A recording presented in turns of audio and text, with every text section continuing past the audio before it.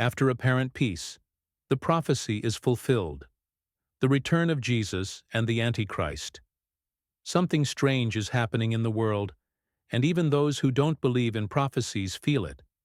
The air seems heavy, the headlines sound repetitive, and the promise of peace and security never seems to last. We are surrounded by speeches of hope, but immersed in a void that no one can explain. It's as if the entire planet has entered a silent rehearsal for something that is about to happen, something that many prefer not to see. Curiously, the more we talk about unity, the more divided people are. The more freedom is promised, the more control increases. It's the perfect paradox. The world seeks peace, but sows chaos. And amidst all this, ancient prophecies, which seemed like mere religious legends, begin to fit together with disconcerting precision. What was thought to be distant begins to take shape before our very eyes. The question that lingers is simple, yet unsettling. What if the peace the world celebrates so much is, in fact, the prelude to a great deception?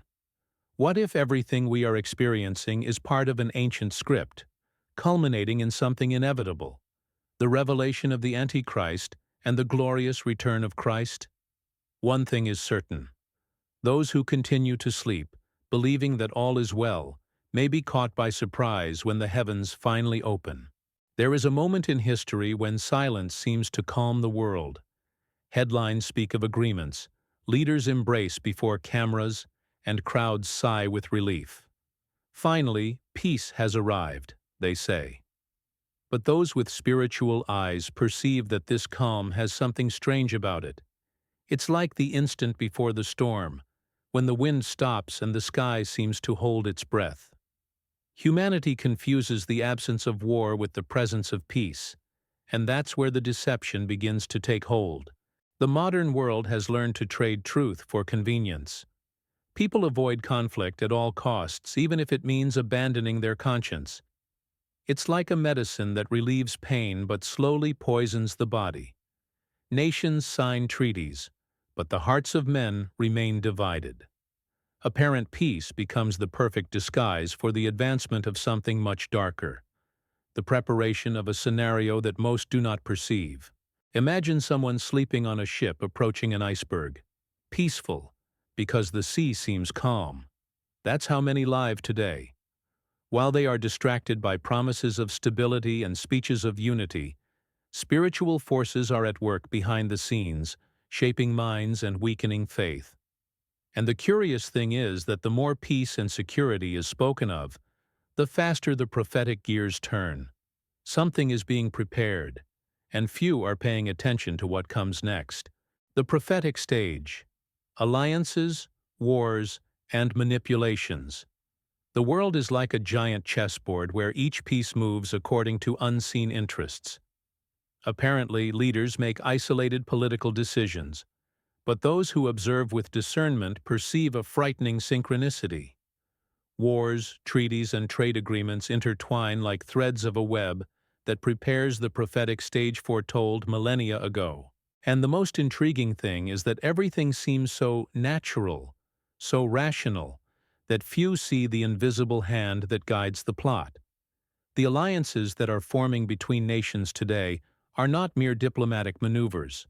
They are rehearsals for a global empire.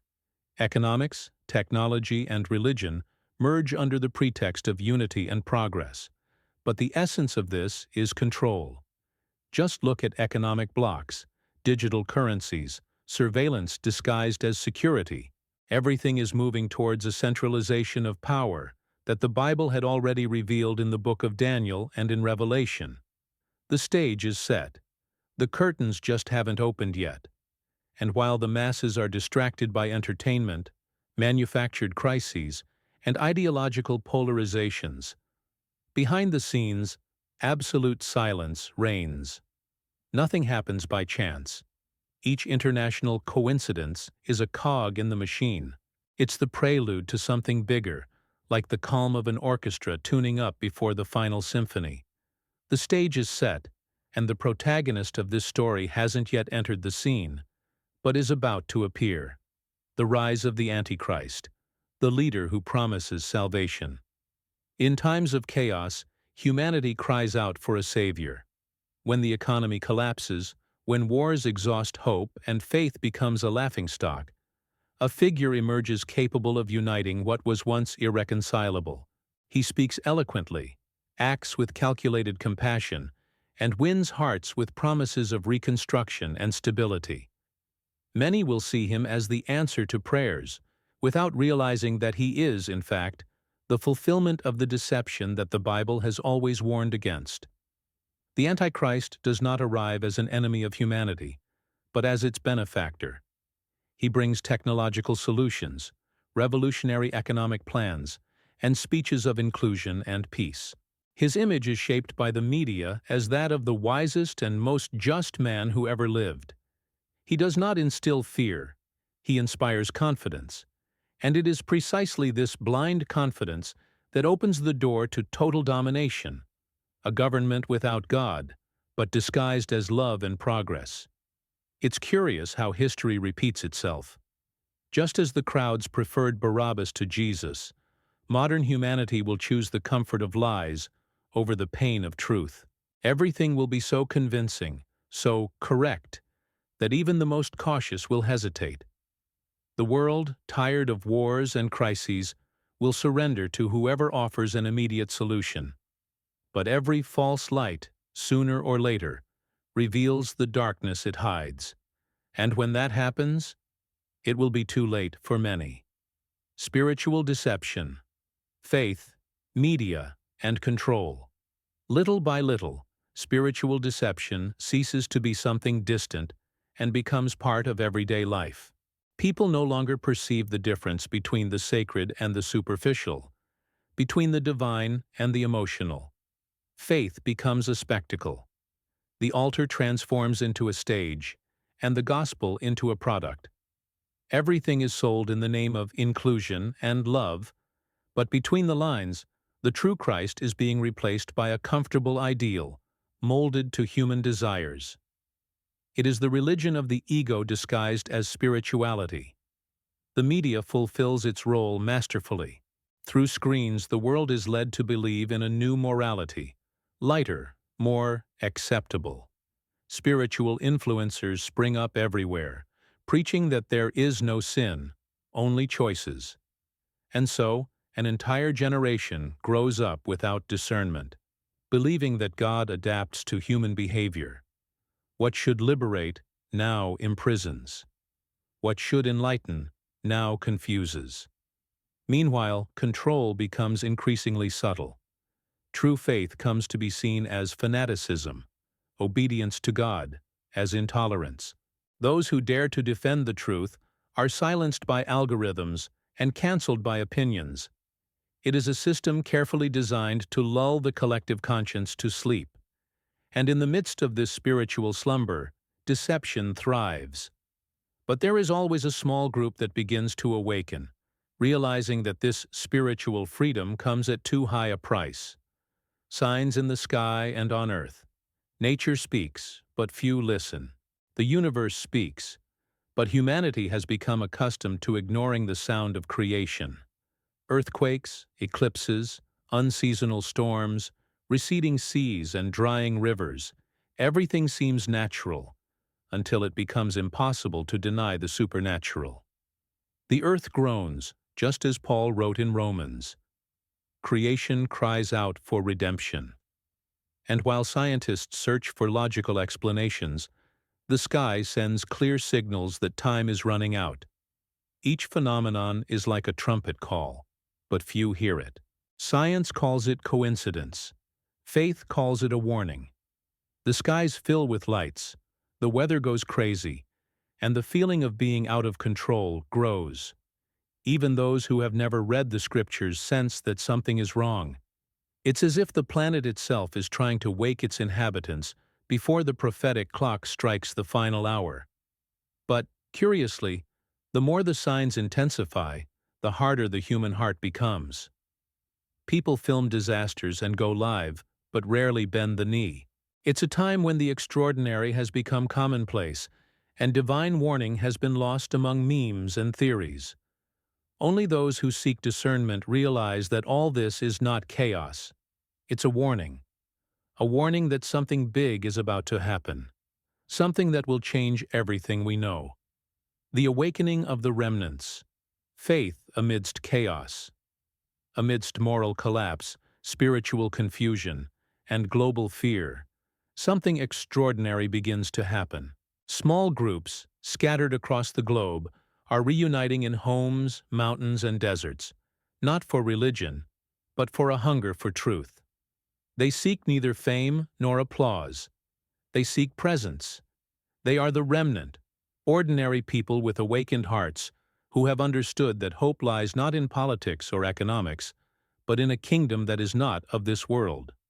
These remnants are driven by a kind of faith that modern comfort cannot comprehend. They do not measure their lives by security or status, but by obedience.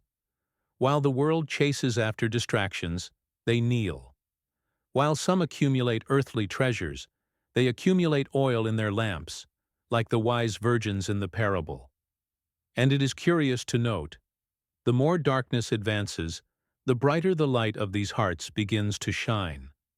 But the awakening is not collective. It is personal.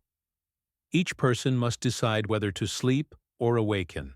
This is the time when faith becomes resistance and obedience, an act of courage. God is not looking for multitudes, but for willing hearts. And it is precisely in the midst of chaos that He raises up His chosen ones, preparing them for what is about to happen. Something that not even the remnant can imagine in its full magnitude. The return of Christ, the end of illusion, and the beginning of eternity. And then, at the moment when the world least expects it, the sky tears open like a veil being torn. What seemed like silence transforms into the sound of trumpets, and what was darkness is illuminated with indescribable glory. He whom many ignored appears, no longer as the humble lamb, but as the victorious lion. All of history converges on this instant, the return of the King. No human power, no technology, no ideology can stop Him. Those who mocked Him will see Him.